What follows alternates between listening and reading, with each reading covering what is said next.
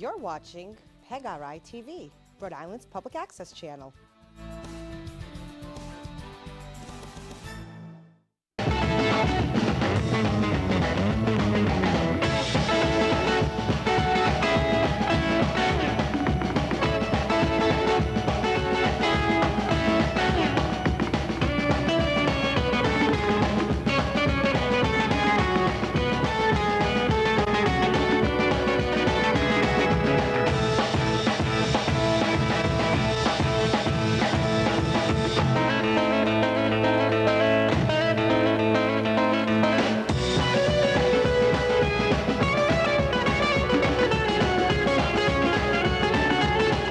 I'm Bill Mulholland, and welcome to Good Sports Classics. Tonight, we will take a deep dive into the 1969 Blackstone Valley Babe Ruth All-Star team that captured the District 1, Rhode Island, and New England championships, which enabled the All-Stars to compete in the Babe Ruth World Series in Mattoon, Illinois.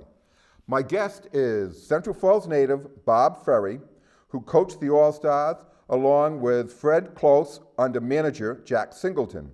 Bob will reminisce about the 16-game journey through the World Series, which includes an epic 14-inning victory, played over 2 days, and over heavily favored Puerto Rico for the New England Babe Ruth Championship. Welcome to Good Sports Classics, Bob. Thank you, Bill. My pleasure to be here. Yes, we've got an interesting story, absolutely. We sure do. This will be fun. Now, Bob, let's go back to the summer of 1969 and talk about the popularity of Babe Ruth baseball leagues throughout Rhode Island, but specifically the Blackstone Valley. In the Blackstone Valley, had Cumberland Lincoln had, I don't know how many teams they had, but they were actually the defending champions in our district. And our league, we had 4, which would be 60 players. Okay. We had a team from Murdoch, Weaven. And who was the manager from Murdoch? Fred Klaus. Okay. I was manager of the Sunsets. Gallagher Oil was the sponsor. You had the Fairlawn Cardinals. Fairwood Cardinals, I'm sorry, which was coached by, I think Steve Reynolds' brother was one of the coaches. Yeah. And the other team was, we had one more. Central Falls Central Comets. Falls, the Comets, Jack Singleton. That would be Jack Singleton, right? Yeah. Okay, and Babe Ruth baseball, unlike Little League, actually went to 7 innings, right? It was 7 innings. That is correct, 7 innings. Yeah, and where was your primary field? Maycomber Stadium, and we also used the field in Fairlawn. Vets Park? Yeah, we flip-flop sometimes. All right, and the Blackstone Valley League went over and they took their players from Pawtucket, Central Falls, and Seekonk?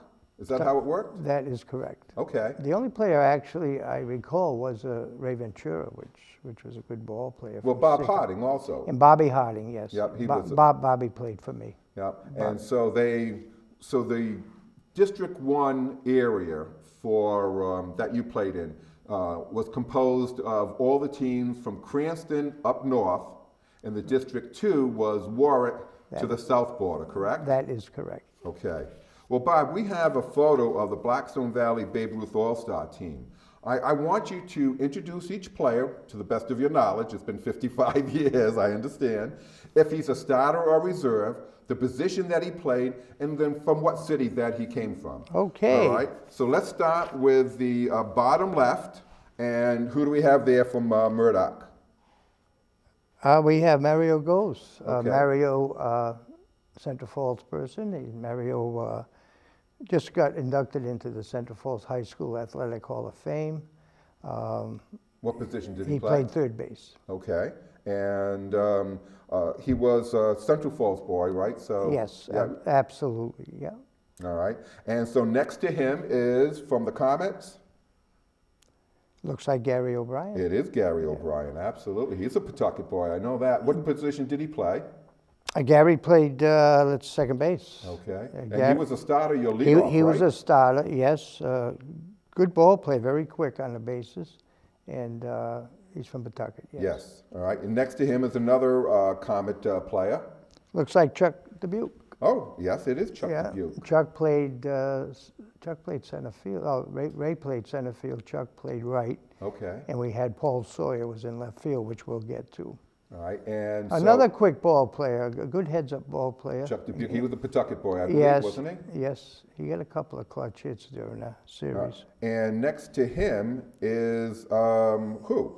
That's the bat New boy, guy. Who was that? McBurney. Kevin McBurney? Yes. Oh yeah. Well, yes, Cousy. Absolutely. I see it now. I didn't know if you get that one. But, Yes, yeah. absolutely. Well, we all knew the McBurneys, and they all Mr. McBurney had yeah. a nickname for all of the kids. Oh that's yeah, for they're sure. all good ball players too. Yeah, he was a love. He was on the Good Sports a long time ago with his son, and loved baseball. Absolutely. All right, next to Kevin McBurney, the bat boy, is another Murdoch webbing guy. Who's that big guy? It looks like it's Rich Masterson, I believe. Okay. Played a very important part. He's a left-handed pitcher. He had a couple of good games, a couple of good relief appearances, I believe. He's also from Central Falls. All right, and the last one in the row to the far right for the Sunsets. He It played looks for you, like right? Bobby Pelagi. It is Bobby. Bobby Pelagi. was a good ball player, great kid. I bumped into him a couple of times over the years. What position did he play? Left hand, first base. Starter. Starter, played every inning of every game. Pawtucket boy, right? Yep, played every inning in every game of the tournament. Yeah. Great all-around athlete. Yeah. I mean, at Tolman, he starred, for the football team. Yeah. Was a point guard for the basketball team, yeah. and a great hitter. Yeah, very good, nice kid. Not a kid anymore, but got some clutch hits, as you'll see as we go through game by game. Absolutely. All right, let's go to the second row on the left, number 15. Does that count? Yes, who is that? That's me. That's you? Whoa! So, how long had you been been coaching in the Babe Ruth League? Well, that's the ironic part. This was only my second year in the league, and Jack had asked me to be one of his coaches in the tournament. I didn't know the quality of playing these tournaments. I had no idea, and certainly I would say yes. And Ferri, of course, was around for a number of years. Yeah, and you had a background in baseball. Yeah, you in played fact, at Central Falls and over at the old Reject, Rhode Island Junior Rhode College. Island Junior right? College. The Whitey Fell. God bless him, Whitey Fell. Yeah. And that was ironic too, because I also coached the Little League All Stars, and we actually won the district. Right. Yeah. 1966. And No, 69, same year. Oh, And did you? So I didn't know if there'd be a conflict when that tournament was, but we lost in the semifinals at who beat us? I'll think of it. Okay. Doesn't Yeah, I think matter. All right, and John- next to you, the first Cardinal that we're going to see. Who is that? I think it was Jimmy Garber. Okay. Jimmy Garber, good ball player. Yes. Shortstop. Shortstop. Starter. Starter, made a couple of clutch plays. Pawtucket boy. More than a couple, yeah. Good ball player, good hard nose. He came in and relieved a couple of games, as you'll see as we go And along. started a couple of games also. Started a couple Yeah. of games, which is very important. Give some of the regular pitchers a little rest. Yeah, so he played shortstop and pitched whenever he could. Yep, started and he shortstop. also played in every game. Yes. In the tournament. Yeah. And next to him is from Murdoch Webbing. Who is that? Oh, looks like Ray Ventura. Yes. He was a stud. Ray was a great ball player. He went on to have a great career with Seekonk High School. He did get signed. He got signed by the Yankees. Oh, okay. I didn't know that. Yeah, he played a couple of years. I don't know if he made it to a higher minor league. I'm not sure, but he did get signed by the New York Yankees. Now, when he wasn't pitching, what position did he play? Center field. Okay. And he, good arm. Yeah. Heads up, hustler, quick, And a Seekonk boy. and a Seekonk boy, yeah. All right. Next to him is a Cardinal. Who is that? Is that Steve Reynolds? That looks like Stevie Reynolds, yes. Okay. Another stud, right? Yeah, Steve, good left-handed pitcher, Great left-handed pitcher. good fastball, good curveball also. It's amazing what he did as we go along. He actually pitched one game, I believe, 10 innings. Yes, he did. Yeah, a classic game. Absolutely. He gave us all he could. He gave us all he could, and we'll get into that. He got a blister the very first game of the tournament. Yeah. And fortunately, he recovered. I'll give you a quick backstory of Freddie Close. Freddie had an old method that you soak the blister on his hand in brine, B-R-I-N-E. Sure. I guess it's like a salt. So it worked because Steve, as you see, will come back in the tournament. and later. stand out for you. All right, next to him from the Comets. Oh, Rich Masterson. No, No? next to him is Joe Brzezowski. Oh. Isn't that Joe? That's Joe. That is Joe. He was... Joe, unsung hero. Yeah. I think I had mentioned that to you. Joe caught every game, every inning. Not a big kid either. No, short, tough kid. Yes. And Pawtucket boy. Pawtucket boy. But the more I think back, I said, wow, this guy's an unsung hero to catch every game, every inning. I know we had 16 games. How many innings we totally had, I don't know, but it's got to be quite a few. Yeah, I mean, well, 16 times 7 is 112, but then you had that 14 innings. That's so correct. For 120 innings that he caught in a variety of different pitches. It was Ventura and Reynolds, but Garber pitched, Masterson pitched. You had a number of Which different in turn pitches. turned out to be a big fact, especially we got into that doubleheader against Puerto Rico. Oh, that was an asset for you. Yeah. All right, next to Joe is another Cardinal boy. Who is that? Next to Joe. I'm not, Jimmy Stewart. Okay. I think it's Jimmy Stewart, yeah. Another great kid, a lot of patience. He didn't get, I don't think he got in at all. Yeah, he was more of a reserve. A that you reserve, needed. yeah, and he was always ready to play. And we had 3 reserves, which we'll get into, and they were always ready to play. I mean, when we practiced, they were right there, and they took as many grounders or outfield flies as the starters. All right, and next to him is another Cardinal. Let me see. If I can. Is that Mike Thompson? That's Mike. Okay. Very important pitcher. Yes. And center fielder. Center fielder. Starter. Good arm. Another Pawtucket boy. Another Pawtucket boy. Unfortunately, not Center Falls, but yeah, he pitched a couple of clutch ball games. Yes, when we needed him, absolutely. when we needed him most, he was there. Especially the epic 14-inning game That against is Puerto Rico. that is correct. And next to Mike is the manager, Jack Manager Singleton, Jack right? Singleton. It looks like he's hiding, but that's Jack. Yeah, legendary, right? I mean, he was involved in Babe Ruth baseball in the Blackstone Valley for a number of years. Not decades, absolutely. Did All we right, mention Bobby Harding? we're going to go over Yeah. and go into the third row. Which All is- you can see is his head. That is correct. And who is that? That's Bob Harding. That's Bob Harding from Seacon. From Seacon. Yeah. Bob played for me. He threw hard. Bob threw very hard. I think he spot caught, not in a tournament though, but he could have catch if we needed him. But very hard. He threw very Valuable hard. asset, right? Very valuable asset. And he was from Seacon, And he as was we from said. Seacon. All right, the next to him with the glasses. Did we go over that? I thought that was Rich Masterson. Is that Rich Masterson? You said Rich Masterson was the one below. Yeah. Okay, so See, that's there's Rich technically Masterson. there's very short. There's only 3 or 4 guys in that last row. Okay. Don't forget Freddie Klaus. And Freddie is How could we- is right above Joe Brzezowski. That is All correct. right, and next to Freddie, your assistant, the coach is who? Looks like from Murdoch Webbing. That is Freddie. Nope, but the player. Oh, that is Freddie? That is Freddie. Oh, okay. Oh, okay. That's Freddie. And then next to him from the Comets, I think we already mentioned that. Oh, Eddie Sawyer, okay. another neighbor of mine in Central Falls. He was a brother of Paul Sawyer, and of course we'll talk about Paul. Another good ball player. I believe he was right-handed, played the outfield, and Paul was left-handed. Paul also played the outfield. Okay. And again, Ed didn't get in a lot of games, but he practiced hard. He was always available. Good kid, easy to coach, and Central Falls boy. Good. Well, Bob, let's begin the 16-game journey to the Babe Ruth World Series. So I'm going to relate the particulars of the game, and you can fill in the details.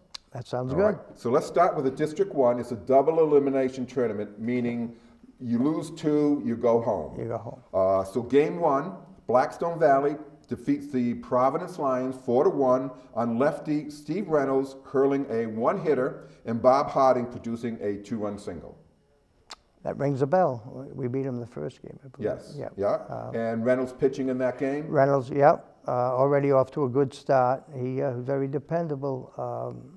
If Steve didn't have the blister, he might have pitched some more innings that day too, of course.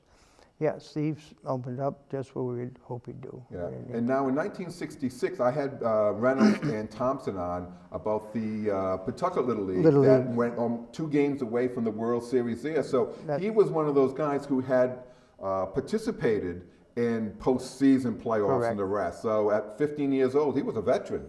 Yep. Yeah, that's why you probably started him in the first game. Yeah, he was a veteran. He was fearless. As you'll see, most of them were fearless. I'm sure you're going to ask me about what we thought when we played Puerto Rico and they beat us 11-0. Yeah, we'll get to that. And Bob Harding producing a 2-run single, not surprising? No, Bob played for me. Good hitter, good pitcher, threw hard, but sometimes he could be a little wild, and he didn't pitch as much as he probably could have. All right. So game 2, the Valley All-Stars notched an 11-7 slugfest win over Tri-Town, with the All-Stars scoring 4 runs in the 7th inning. Mike Thompson belted a 3-run homer and an RBI single. Ray Ventura knocked in 3 runs, and Rich Masterson threw a complete game 10-hitter with 9 Ks. Yep, and I mentioned Rich earlier. He very dependable left-hander. He had a nice curveball also.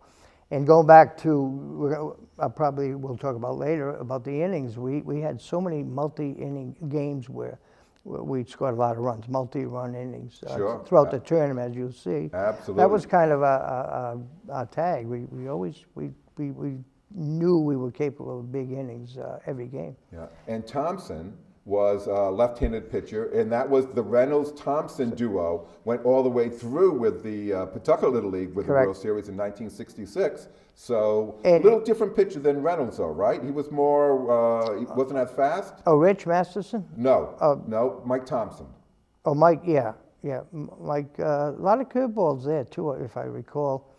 And we mentioned Rich Masterson pitching a good game also, as you'll see. He was also left-handed. Now, maybe a lot of teams don't see a lot of left-handers, and we had 3.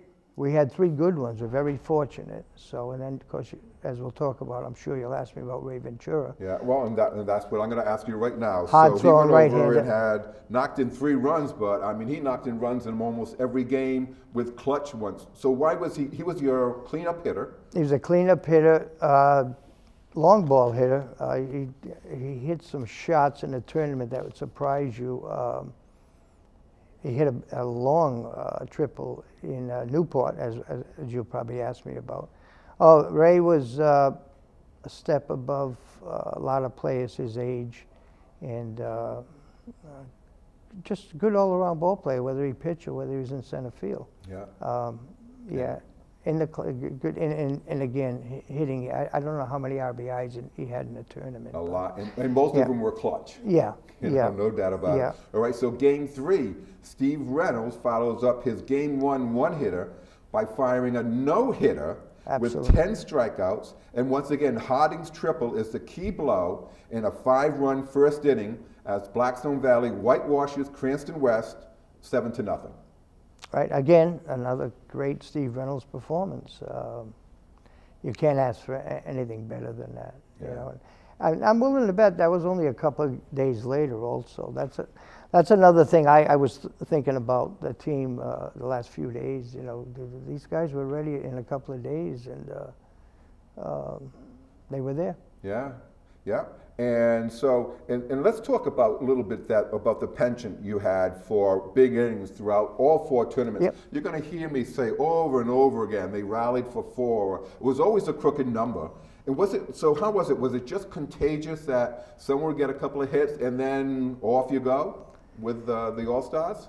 I think so. Also, our lineup was pretty solid for 2, 3, and 4, and even 5. So you get to that part of the order, we're confident we can come back if we're behind, and I think we come back quite a few games throughout the 16 games. And the only team that really to shut us out, I believe, was Puerto Rico, as we'll see. Yeah, before you got to the World Series. But the big innings, we had a penchant for big innings. But we had a nice lineup, patient lineup. You walk a couple of guys, and the guys behind are going to do some damage. We couldn't ask for a better lineup. And as you'll see, the only team that shut us out was Puerto Rico, but we took care of that later. Yes, you did. And now game 4, the defending state champion Cumberland Lincoln, which already had one defeat in the tournament. They lost the very first game, so they were in win or go home mode. Dealt the undefeated Blackstone Valley 9 a 4-2 9-inning loss on Hank Pisbisky's pinch hit bloop single in the fateful 9th, while winning pitcher Gary Stott twirled a complete game 3-hitter with 9 Ks. Yeah, Gary Stott was a good pitcher. I still see him on Front Street in Lincoln.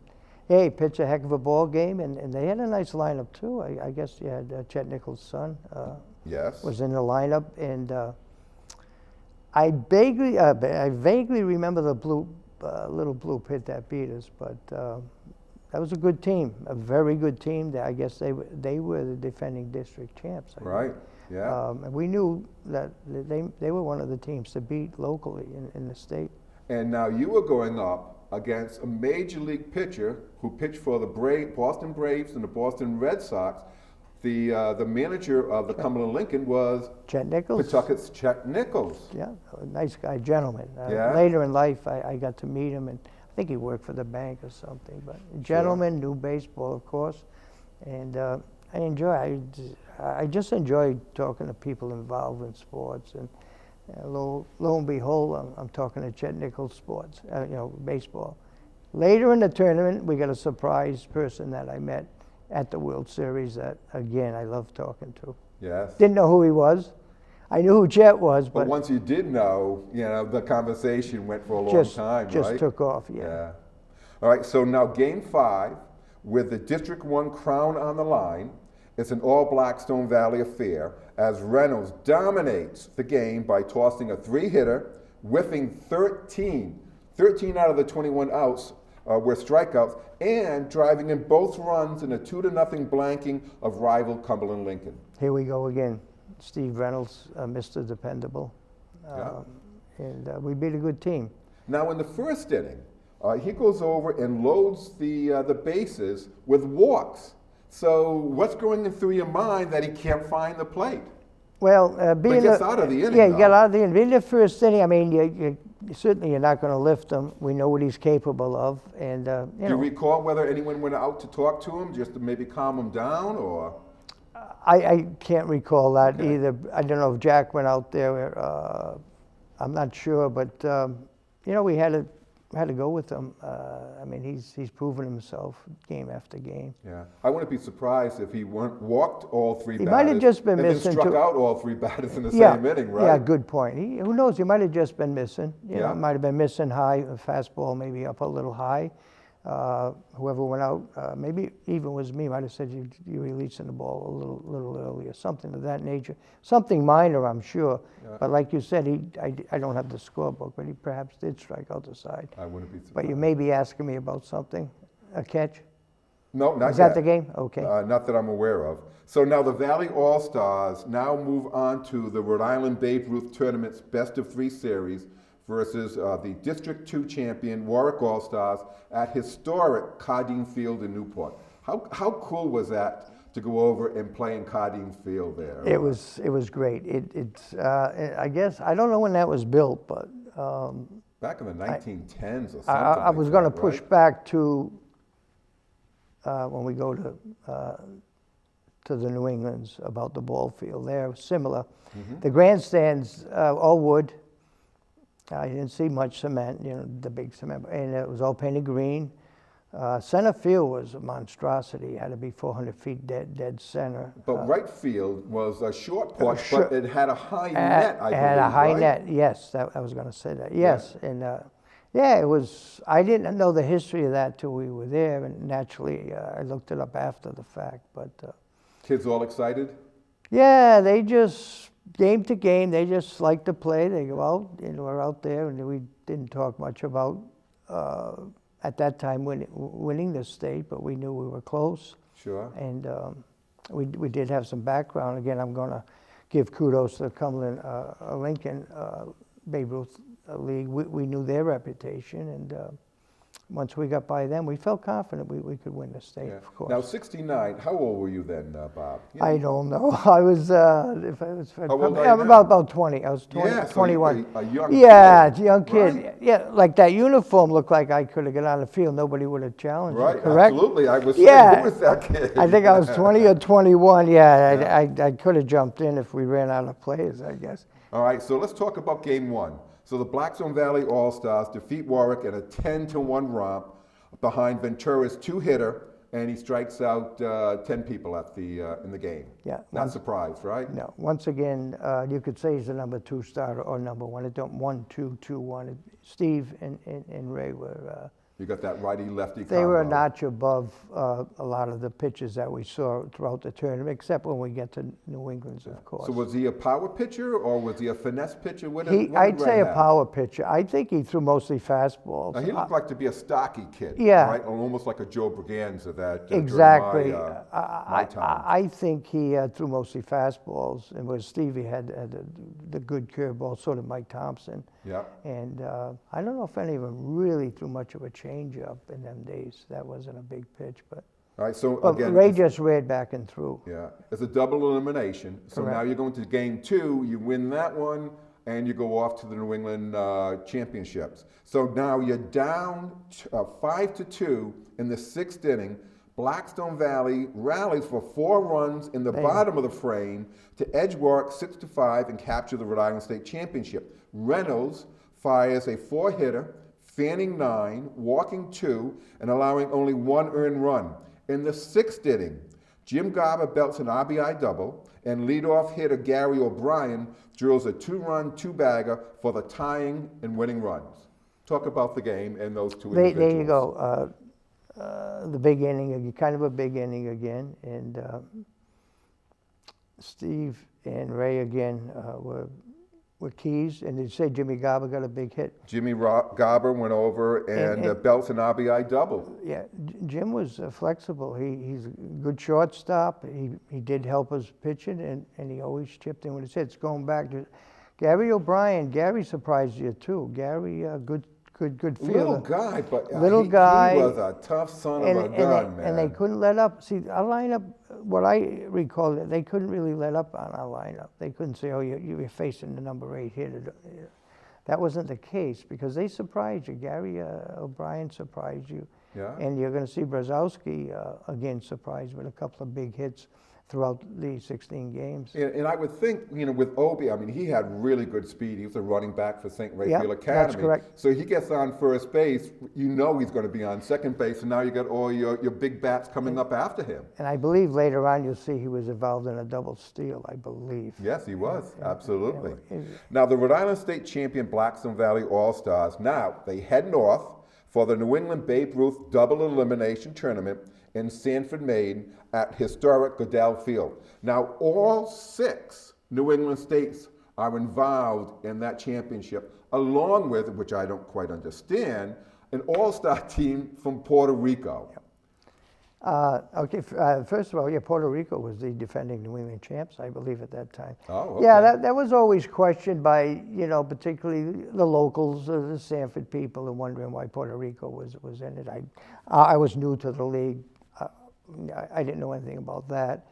And they were well seasoned. They were the team to beat without a doubt from all indications. And we just threw our gloves on the field. Let's go, let's play. And I guess the southern coast of the Atlantic coast had enough teams there, so they had to put Puerto Rico somewhere, maybe trying to get an international part. Yeah, I never looked into that, to be honest with you, nor have I since. And I don't know if the New England tournament, how big it still is, if it's still going.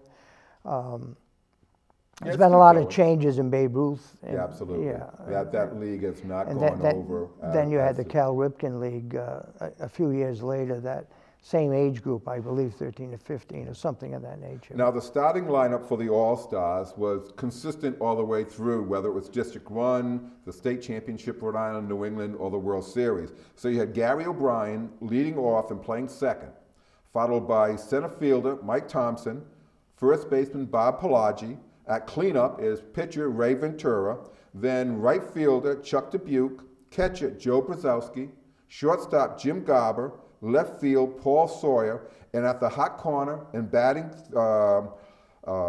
ninth is third baseman Mario Gose.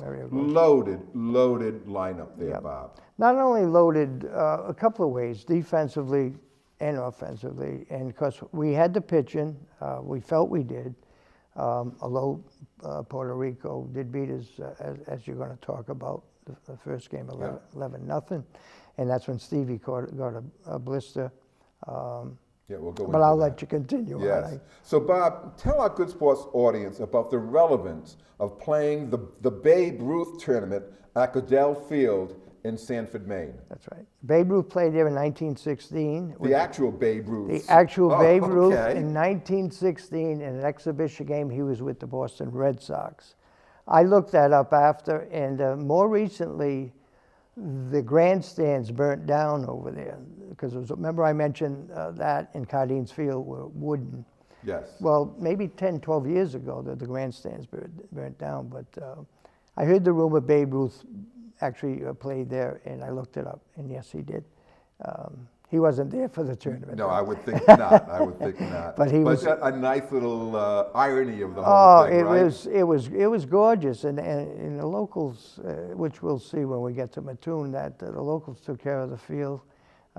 Anything you needed, it was very pristine. I still like the old type fields. I don't like artificial surface. I like green grass and. Yeah, we're old school and we're old. Yeah. On top of it. So again, the New England tournament, like all the tournaments, are double elimination. So Correct. Let's go to game one. So Okay. playing the host team from Sanford, Maine, the Blackstone Valley All-Stars come away with a 6-2 win behind Ray Ventura's 5-hitter and another 5-run fourth-inning rally featuring Chuck Dubuque's 3-run bases-loaded double and Mario Gose's 2-run single. There you go again. Our number 2 or number 1 starter, you can intertwine Ray and Steve. Pitched a good ball game, got us off to a good start. Mario, very clutch ball player, smart ball player. And Chuck Dubuque, quiet, good ball player, sticks his hits in there now and then. Solid player, and played a solid outfield. Yeah, here again, we had what it took to gel, and we started gelling at the right time, as you'll see in the tournament. And because I'll go back, I'll let you on, but about how we came back. Yes. To defeat Puerto Rico. All right. So game 2. All right. Now playing a powerful Puerto Rico team, the All-Stars are blanked 11-0. Starting pitcher Steve Reynolds has to leave the game trailing 1-0 in the 5th inning with a blister. In Puerto Rico, once Reynolds goes out, Puerto Rico then proceeds to score 7 runs in the bottom of the inning. Now, the Rhode Island bats are limited to only Ventura singles, so regardless of who was pitching, you were going to lose anyways because you couldn't even get a hit off this guy except for Ventura. Exactly, and I know the question would be, how do you bring your team back from them? You know, I don't think it fazed them at all. Unfortunately, Steve had the blister. How much that mattered, I don't know, but I'm sure it made a big difference. So talk about the Puerto Rican team. Were they big and strong? Yeah, they they almost look like men. I don't know. Yeah. And that can happen into the 15-year-old. Yeah, but I got to throw this in there because Sure. I think we mentioned the other night. You said, "What do you say to your team?" Well, the movie Miracle on Ice, I think, was in there. And remember the speech from the coach? The 1980 Olympics, right? Yeah, they can beat us every day of the week, but not today. That when we play them again. I didn't make that speech. It wasn't even around that speech, but I always think of that. What do you say? That would have been so appropriate. Yeah, so appropriate. That's the word. Very good. I had to throw that in there. Absolutely.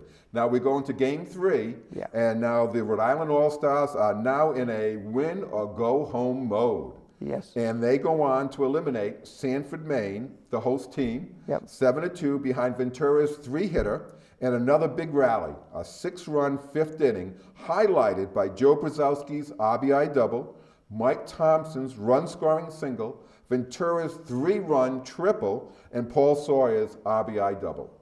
Yeah, and there you go again, Ventura, big hits. Joe Brzezowski, unsung hero that I feel. All the innings he caught. But he had a bat also. He had a bat also. Yeah. Paul Sawyer played for me. Paul, good kid. So good talk guy. about him. Talk about yeah, Paul. I just spoke to him on the phone. He lives in Georgia. Okay. What did he have to say? He Was he excited that you're coming on the show to talk about it? Yes, he was excited. He couldn't believe it. He probably hasn't I talked heard about him that in the longest time, well, too, it is right? in Georgia. I heard him say to his wife, "It's a call from Rhode Island," and it was me. I said, "Your neighbor and your coach," and yeah. And I asked him about couple of big plays, couple of big catches earlier in the tournament. He wasn't sure. He think he made a nice catch in foul territory. He played left field. Yeah. Solid outfielder. Occasional big hit, as you saw there. Again, very coachable. Everybody in the tournament was so coachable. Well, that was the key, right? And they were all there to win, and now And they're starting to get unfortunately, excited. I think we beat Sanford, the host team. Yes, both times. And in fact, Ventura beat them both times, right? Yeah. And And I so you got would figure now, whenever you're playing, all the Sanford people would be rooting against you because you got rid of their homeboys out, but not so. I'll tell you what, most of them, still call them kids, stayed at host homes. They stay with the Sanford residents. Oh, that's what I was thinking, just staying at a hotel, but No, huh? oh no, but they stayed at host homes or whatever you want to call them, and yeah, all 14 players. And later on in life, I mean, they were still visiting the people in Sanford, Maine, which I think when we go back to Sunday or Saturday night, you'll see. I want to talk about the fans in Sanford. Absolutely.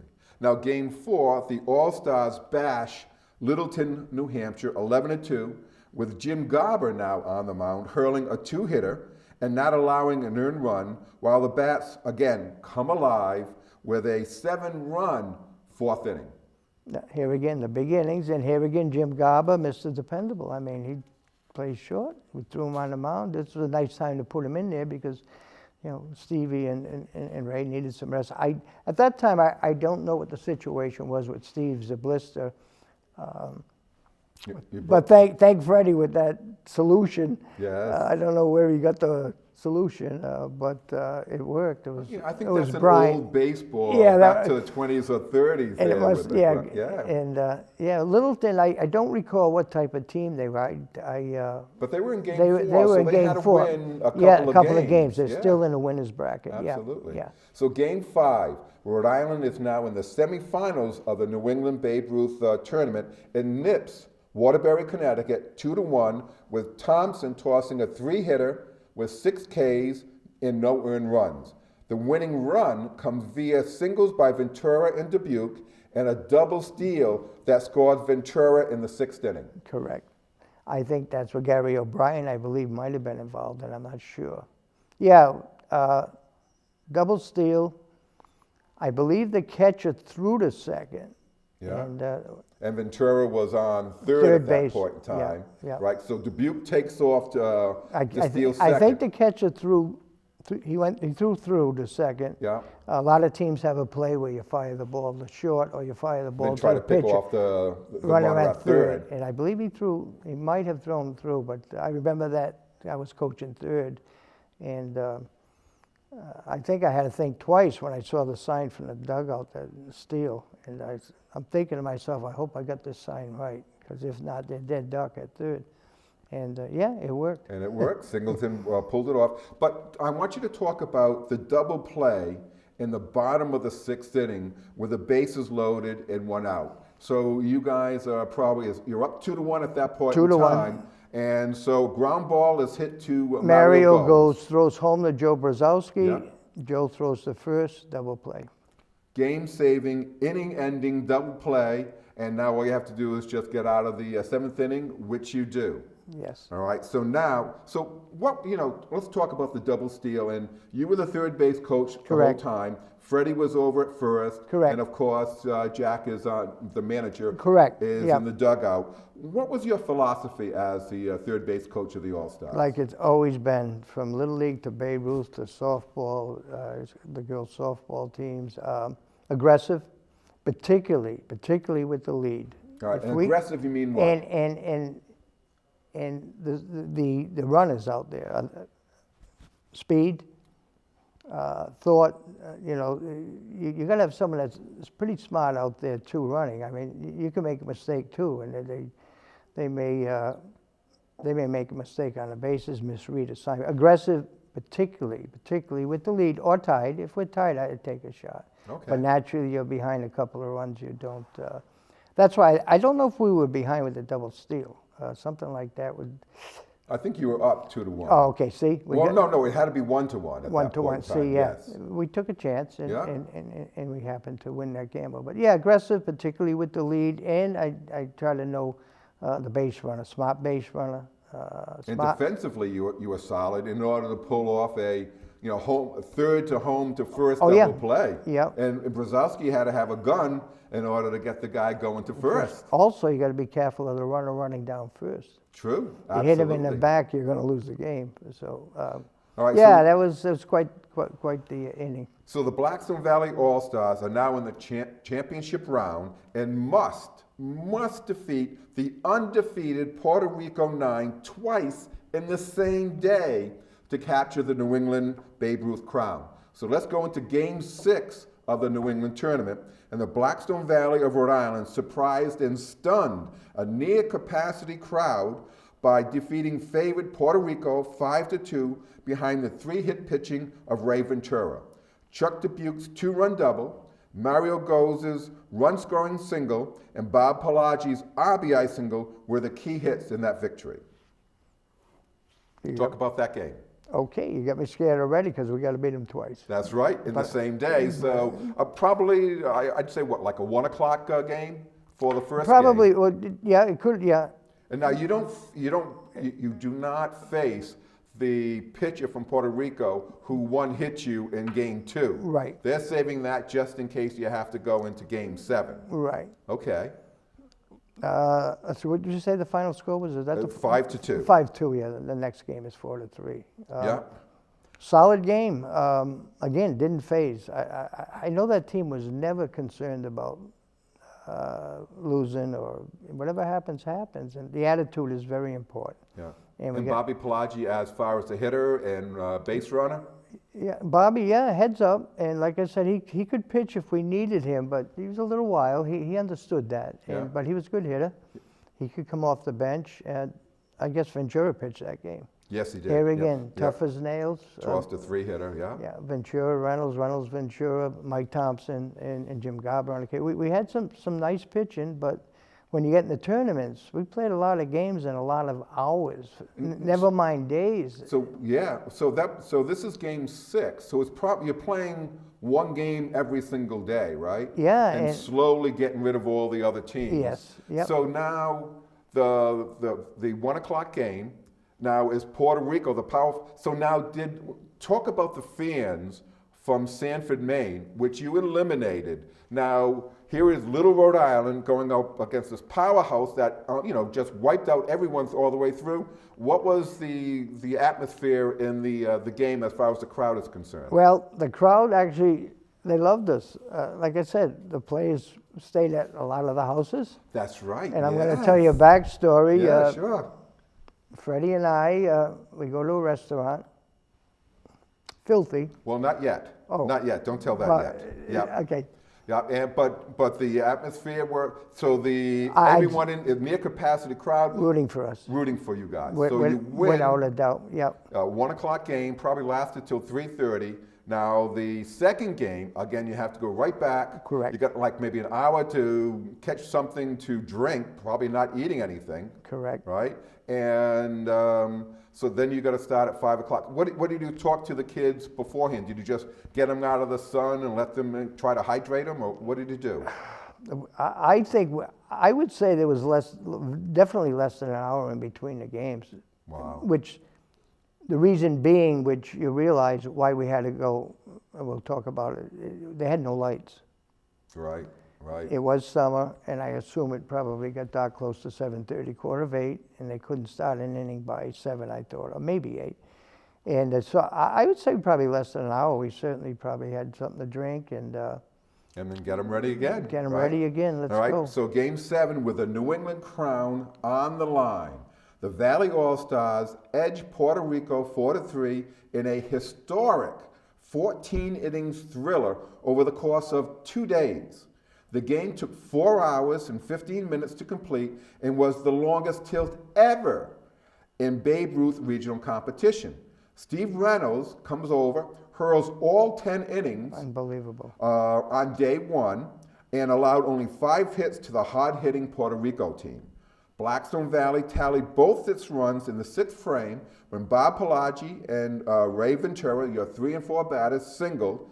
Chuck Dubuque drove in Pelagi on a sacrifice fly, and Ventura scored on an error. So now after 10 innings, the teams are deadlocked 2-2 with a game called due to darkness, as he said, and to be continued on Sunday at 11 o'clock in the morning. So talk about Reynolds' performance in that 10 innings, which is the maximum that he could pitch. Just phenomenal, considering game one he got the blister, and to make that comeback and throughout the tournament, and he was just tough as nails out there, and just went out and threw the ball, and he didn't walk many of that, right? He had nice control that.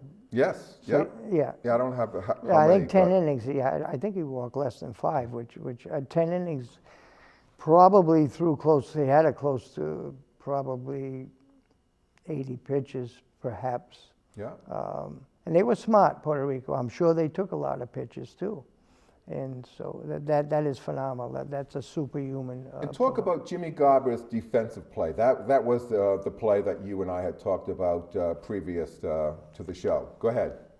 Oh, tied. I believe was that were we tied at that time? I'm sure you were tied. Yeah. So the what ball was hit deep short. Yeah. Bases loaded. 2 outs. Garber went in the hole. Didn't realize. He probably realized, but Mario Gose played third.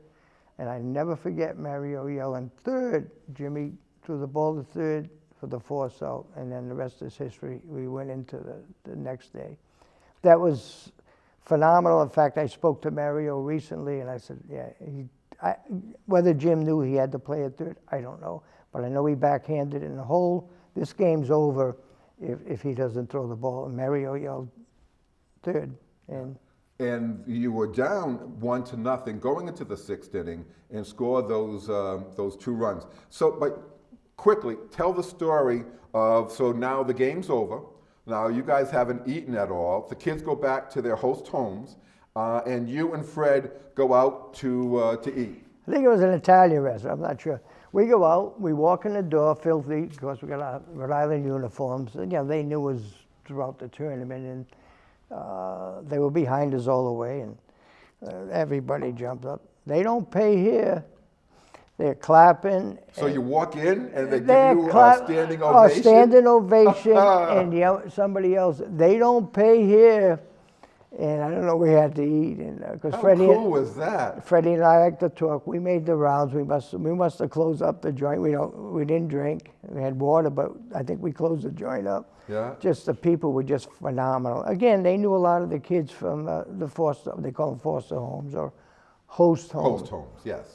Yeah, I'll never forget that. When we walked out of there, it was like, but when we walked in, it was like You were kings, right? like Elvis Presley or something. They're going crazy, but they were on our side. I'm willing to bet most of them were back there Sunday. Yeah, so let's talk about that. Okay. So Game 7 continues on Sunday at 11 a.m. with the teams tied at 2-2 after 10 innings. You start Jim Garber on the mound in the 11th, but he loads the bases with 2 outs and is relieved by lefty Mike Thompson, who induces a ground out to end the inning.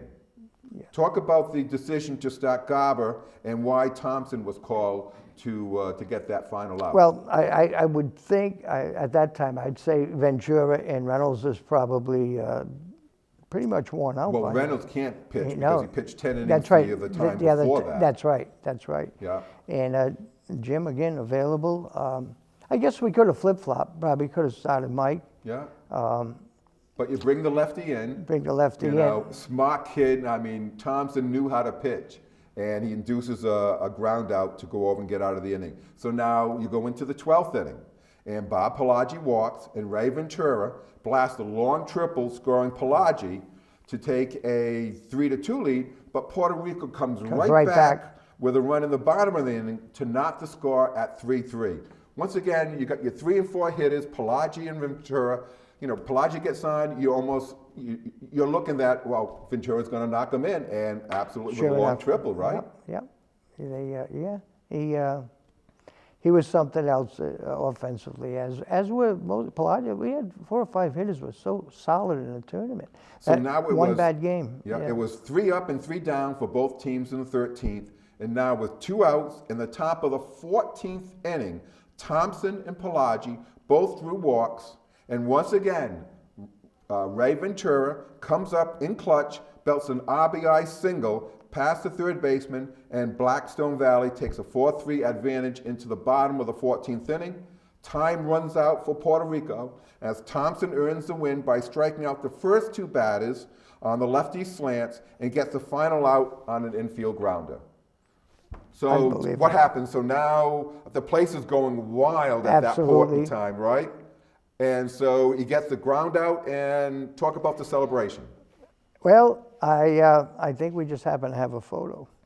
Yes, we do. We'll be showing that, yeah. I just remember it was pandemonium. I really do. You know, throughout the tournament, going back to Ray Ventura, I'm surprised Puerto Rico, they were savvy that they didn't actually put him on a few times, because he hurt everybody all the way through. I was thinking of that, geez, not that you put him on with the base loaded, but I don't know if we've ever had second open, first base open. But then you got Thompson following him right there, and he's had a bunch of clutch hits too. So. Yeah, everything fell into place, but the attitude throughout the tournament, I can't say enough.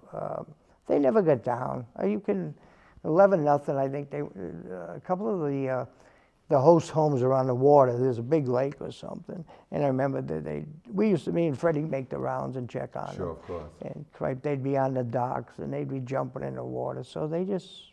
They're still kids, right? Yeah. All right, so Bob is now on to the 18th annual Babe Ruth World Series in Mattoon, Illinois.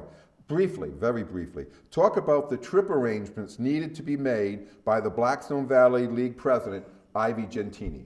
Yeah, he quickly had to make both airline, hotels, arrangements, and they also had a parade. I guess we had to be there. I think we were there a day before, because I remember being in a parade, which. Yes, yeah, we'll talk about. Talk about the pre-World Series festivities that you had. Yeah, they had. Kids were staying in the dorms, right? Not host families. Right, exactly. Yes. Yeah, okay. No host families. And there was a banquet. Yep, banquet, and we, very surprised, we met Mrs. Babe Ruth. Really? She was behind the stage. It was like a banquet hall, and there was a stage, and she was behind, I think it was his second wife. She was behind the stage, and they told us, you can say hello to Mrs. Ruth. She was in a chair. She didn't say much. She just, hi, Mrs. Ruth, and you just quickly walked by. But you got to meet Mrs. Babe Ruth. Yeah. All right. And the parade? Parade was phenomenal. It started to rain, and I was up front, the coaches or something, and the players in the tournament behind us. So we were done. You get out, you go off to the side and watch the rest of the parade. And so I stood next to a guy, and I said, hi, I saw you from Rhode Island. I said, I'm Bob Ferri. Hi. Oh, hi. He said, I'm Lefty. Oh. You're not Lefty Gomez, because I had thought he may be. Big guy, right? Yeah, but I didn't realize the car was parked over there, convertible. He was in the front of the parade. I never put 2 and 2 together. Sure. So regular Joe didn't say, Lefty Gomez is a Hall of Famer, legendary New York Yankees pitcher, right? Hall of Famer? Hall of Famer, great guy. Never said, I was in there. I said, you're Lefty Gomez? He said, yeah. And we just shot the breeze all about the state of baseball at that time and when he played. And, he might have mentioned he was fortunate he played for the Yankees. He used to score a lot of runs. And great meeting Lefty. And really quickly, so you had torrential rains prior to the World Series starting. And real quickly, talk about how they were able to go over and get to play the game the next day. Okay, again, the rain was in the forecast again. I was curious. I went down the field, and it smelled gasoline, the whole field. So what the heck is this? Because the grass. They put gasoline on the Skin pot. on the skin pot. All of a sudden, and lo and behold, here comes tractors from the farms. A lot of farms in Mattoon, Illinois, and they just grinded that stuff up. But they put the gasoline on the infield and Let- set it set aflame, it right? up, In yeah. order to dry everything? Dried it right out. Here comes the tractors to roll it over, smooth it over, and we played on time. I'll never forget that. But it did smell gasoline for a few hours after. But yeah. Now, Bob, the once again, it's double elimination play begins on August 16th, and Ray Ventura gets the nod as the first game starting pitcher. So the All-Stars drop a 3-0 loss to host team Mattoon, Illinois, before a packed house of 4,500 spectators at Grimes Field. Ventura hurls a 2-hitter, fans 5, but he walks 6, with Mattoon scoring 2 runs in the first inning on 2 walks and a 2-run single, and another run on the 4th on 2 more walks and an RBI double. Paul Sawyer has 2 of the 3 hits for the All-Stars. Yeah, kind of surprising. I mean, we did our thing. Ray did his thing, the walks. But generally, the host team is not one of the better teams. Because that's just what it is, a host team, because Illinois had their team, their state champion from Illinois. And the host team is whoever hosted. If we played in Rhode Island and Central Falls hosted, we'd be the host, Central Falls. We wouldn't be state Just of Rhode like Island. Sanford, Maine, So yeah. generally it's one of the weaker teams in the tournament, but they weren't. They got good pitching. Yeah. They shut us down, but no excuse, but we went through a lot. Now Lefty Gomez throws out the first pitch, and Mrs. Ruth attends the game and gets a standing ovation. Yeah, I don't remember her being there, but Okay, that's what it said. All right, so game 2. Now, once again, the All-Stars are win or go home in the double elimination format, and Rhode Island loses to New Orleans, the defending world champion, by a score of 6-1. Steve Reynolds yields 7 hits, whiffs 4, walks 7, but allows only 2 earned runs in a complete game effort. While the All-Stars tally their lone run of the World Series in the 3rd inning on singles by Reynolds and Gary O'Brien and walks to Thompson and Pelagi. Here again, Steve was a little off with his control, and that happens. And again, we went through a lot, no excuse. They were a good team, obviously, New Orleans. Very good team. And by the way, the champion that year was El Segundo, California, and the most valuable player was Scott McGregor. And Scott went on to sign a contract with the Baltimore Orioles, I believe. Great pitcher, absolutely. Great pitcher, great tournament. And I'm sure if you go through a lot of the names in that tournament, you'll see a lot of guys that made it to the pros. But now, Bob, we have 1 minute left in the show. As always, it just flies by. But we're able to cover all 16 games. What is your fondest memory of the 1969 Blackstone Valley All-Star team's epic 16-game journey to the Babe Ruth World Series? Favorite memory? Favorite memory? Yes, sir. I think you might have it on your desk. Do you have that photo? Which photo is that? The team coming together yeah. in a pig pile. That's my favorite memory. Beating Puerto Rico in that classic 14-inning, 2-day epic without game. a doubt. I mean, there's tons of favorite memories and a lot of laughs, but I think that picture I gave you says it all. Sure. Well, Bob, thank you for sharing your insights and memories of the 1969 Blackstone Valley Babe Ruth All-Star Baseball team. My pleasure. Great job. I wish we had another hour. Yeah. We'll have you back. You know what we'll do, because you've got a great coaching career out of Central Falls, whether it's girls or it's boys or the softball you played. So at some point in time, probably late in 2025, we'll have you back on again to talk about all the other teams that you coached and all the great memories that you have of that. Why, thank you. I appreciate that. Thank you. You're very welcome. I'm Bill Mulholland for Good Sports Classics. Good night.